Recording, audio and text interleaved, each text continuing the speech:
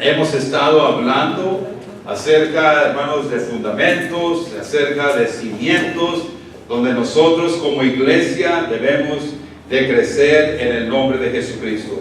Hemos hablado anteriormente, hermanos, que nosotros debemos de perseverar en la doctrina de los apóstoles, que nosotros la semana pasada hablamos de tener comunión, perseverar en la comunión unos con otros. Hoy yo quiero hablar, hermanos, de cómo perseverar en la oración. Y eso es bien importante para cada cristiano. ¿Sabían ustedes, queridos hermanos,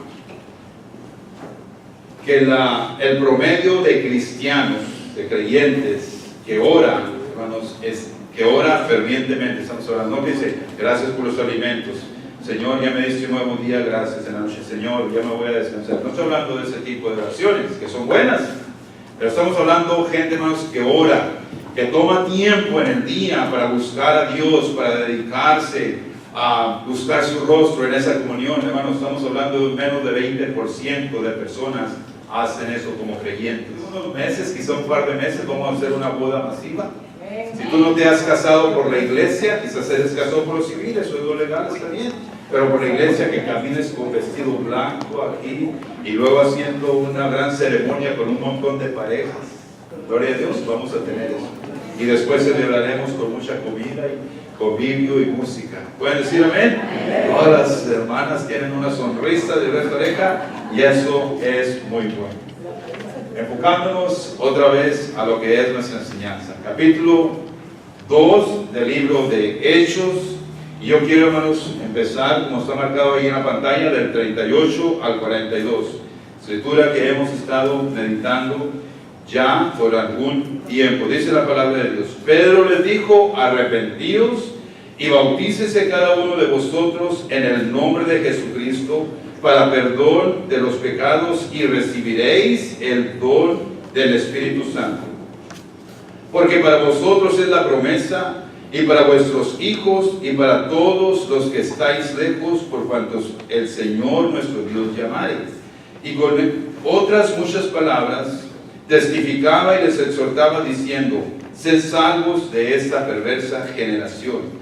Así que los que recibieron su palabra fueron bautizados y se añadieron aquel día como 3,000 personas. Veamos qué lindo milagro hizo Dios allí. ¿Pueden decir amén en eso? El 42, y perseveraban en la doctrina de los apóstoles, en la comunión unos con otros, en el partimiento del pan y en las oraciones.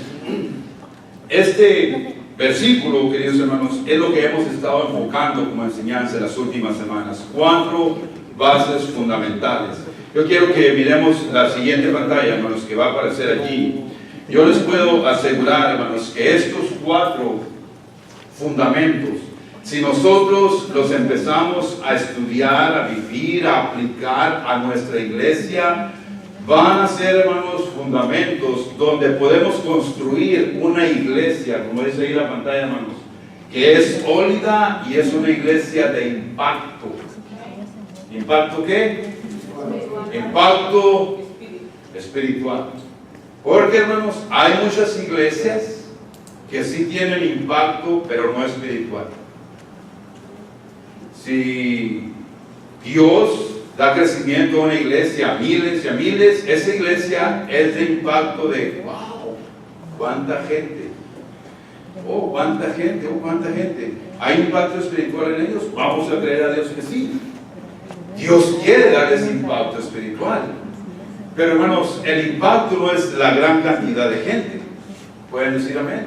El impacto es lo espiritual que nosotros podemos lograr extendiendo el reino de los cielos. Eso es muy espiritual. Que vengan nuestros familiares a conocer al Señor, aquellos por los cuales andamos orando constantemente. Que nosotros, Dios nos empiece a dar más favor y nos empiece a llevar por la ciudad, hermanos, a los diferentes rincones que existen en la sociedad para irles impactando. No nomás una iglesia que en el edificio tiene impacto espiritual, que se sana la gente, que hay liberaciones, que son bautizados con el Espíritu Santo. Ese impacto es muy bueno, pero que el impacto no sea más masivo y empiece a salir Bueno, ese tipo de iglesia, hermanos, necesita un fundamento, y los fundamentos están en el versículo 42, hermanos. Perseverar en la doctrina de los apóstoles.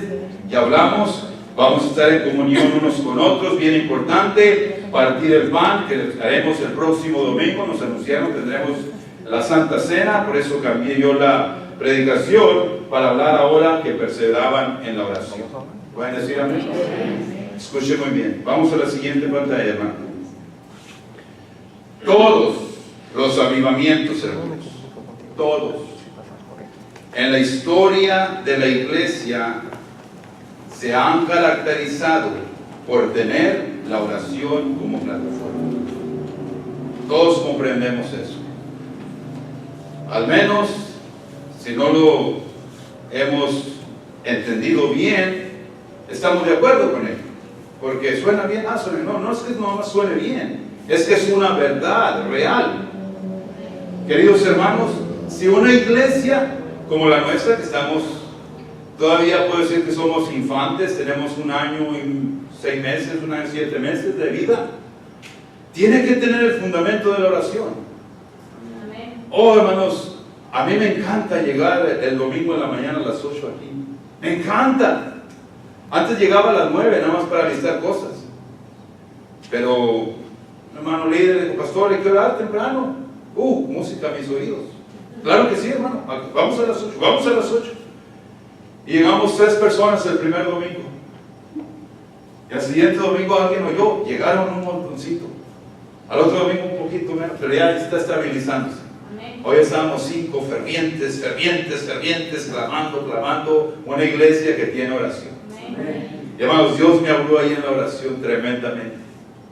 Por eso tenemos en el boletín un anuncio, Pedro hizo mención de él.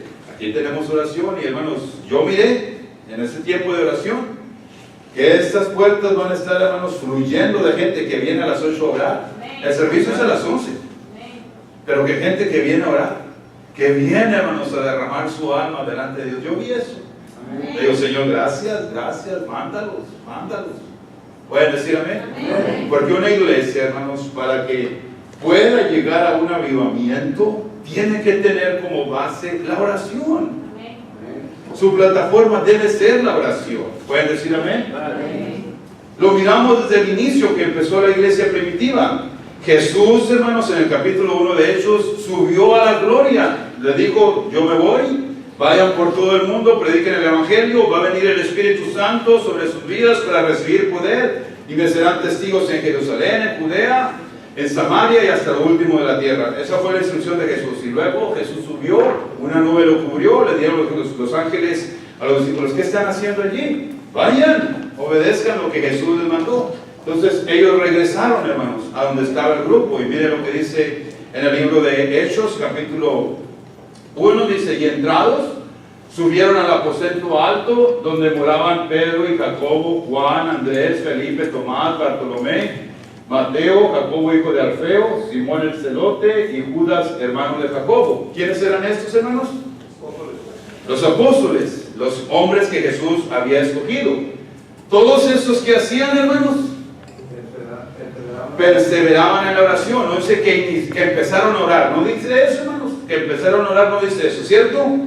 ¿Qué dice? Que perseveraban, en otras palabras, volvieron a hacer lo que siempre andaban haciendo, perseverando en la oración, perseverando, orando. Por lo mínimo, hermanos, duraron 50 días en este tipo de oración, porque al día 50 de que Jesús había ascendido, vino el bautismo del Espíritu Santo, y lo miramos en Hechos 2.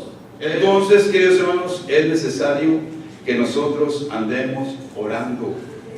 Y perseveraban en la oración. Es el título de nuestro mensaje. Yo les voy a dar 2 ejemplos ahora, hermanos, de hechos que ocurrieron, hermanos, poderosos por razón de que la iglesia oró.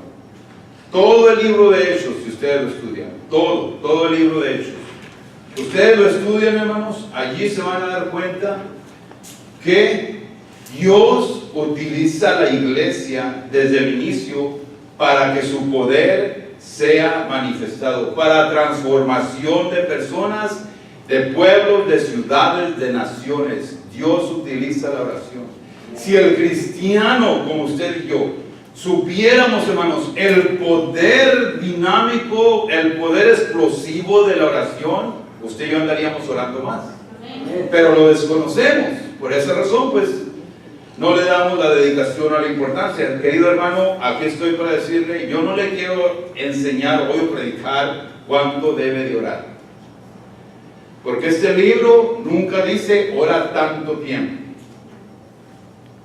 Horas o minutos, no. Dice orar sin cesar. Eso dice la palabra de Dios, orar sin cesar. ¿Qué quiere decir eso? Bueno, que en toda ocasión que tú tengas, en toda ocasión, toda oportunidad, tú te encuentres orando. Lo puedes hacer personal, pero hermanos, hay un poder supernatural cuando se hace colectivamente, como iglesia, como hermanos unidos. El domingo pasado hablamos de la comunión unos con otros, hablamos del Salmo 133, donde David hablaba de cómo, hermanos, esa unidad, Dios derrama una bendición poderosa, y allí, hermanos, existe el convivio, existe el encontrarnos unos con otros, el ayudarnos unos con otros, porque ahí es donde Dios manda la bendición. Amén. Necesitamos llegar a ese estado, hermanos, como hermanos en Cristo, como iglesia, como congregación. Amén. A aprender a orar en un común acuerdo. Les voy a dar un par de ejemplos, hermanos, como les dije, de esta ocasión. Vamos a la siguiente pantalla. Por favor, hermano Julio. La iglesia, hermanos, que persevera en la oración, provocará milagros. ¿Qué tipo de milagros, hermanos? Que humanamente son imposibles de lograr. Si tiene su Biblia, habla del libro de Hechos 12. Ya está en Hechos 2, vaya 10 capítulos más adelante. Yo nada más puse 2 versículos aquí en la pantalla por razón de espacio, pero yo quiero que leamos todo el contexto de lo que significa, hermanos, este punto que estamos mirando. La iglesia que persevera en la oración provocará, o puede decir, o producirá milagros que humanamente, hermanos, ni siquiera podemos alcanzarlos porque son imposibles de alcanzar. En el libro de los Hechos, capítulo 12, miramos, hermanos, un ejemplo precioso de lo que es esta gran verdad. Y yo voy a leer desde el 1 en adelante para entender mejor el contexto. Ustedes saben que inició la iglesia, hermanos. La gente empezó a venir por miles a salvarse. Pedro y Juan fueron al tiempo de oración y sanaron a un cojo en el capítulo 3 de Hechos. Los llevaron a los magistrados, los amenazaron, les dijeron no prediquen en ese nombre. Ellos regresaron con sus hermanos a orar en el capítulo 4 y levantaron la voz y el lugar donde estaban allí tembló. Yo quiero eso, hermanos, en nosotros. Que nos juntemos a orar y que tiemble. Vamos a pensar que es un temblor porque aquí hay muchos, pero va a ser el poder de Dios. Yo quiero eso más que suceda entre nosotros. ¿Cómo lo vamos a lograr? La Biblia nos enseña ejemplos preciosos. Versículo 1 del 12 de Hechos dice: en aquel mismo tiempo el rey Herodes echó mano a algunos de la iglesia para maltratarles. Y miren lo que hizo este rey muy malo. Y mató a espada a Jacobo, hermano de Juan. Hermanos, la vida de uno de los apóstoles allí se terminó. ¿Pueden ver eso? Por la maldad que el enemigo levantó a través de ese tiempo era el rey Herodes. Y miren lo que dice enseguida, que es lo que me preocupa un poco, hermanos. Dice enseguida de esto: y viendo que esto había agradado a los judíos, dice, hermanos, procedió a prender también a Pedro. Eran entonces los días de los panes sin levadura. Escuchen, hermanos, cuando tú agarras al líder, vas a hacer que cese todo. Oh, ese Pedro es el mero, tráigamelo. Matamos a Jacobo, hay que matar a ese. Lo pusieron en la cárcel, no le podían hacer nada por la tradición de los panes sin levadura, tenían eso que no hacían ningún tipo de ejecución, solo depositaron en la cárcel a Pedro. Y lo que dice, hermanos, enseguida, versículo 4, y habiéndole tomado preso, le puso en la cárcel. Mire cómo lo guardábamos, entregándole a 4 grupos de 4 soldados cada uno, para que le custodiasen, y se proponía sacarle al pueblo después de la Pascua. Así que Pedro estaba custodiado en la cárcel, pero la iglesia hacía sin cesar, ¿qué, hermanos? Oración a Dios por él. El líder está preso. Señor, el líder Pedro está preso. Padre, sácalo, Señor, que no vaya a ocurrirle lo que le pasó a Jacobo. Señor, que tú guardes a nuestro líder. Yo quisiera que se oraran por su pastor. Muchos de ustedes lo hacen, muchos de ustedes, hermanos, yo siento el poder de la oración. Estaba Pedro durmiendo entre 2 soldados, sujeto a 2 cadenas, y los guardias delante de la puerta custodiaban la cárcel. Pero porque Dios, hermanos, escuchó la oración de la iglesia, hizo algo sobrenatural. Hermanos, la oración provoca cosas sobrenaturales.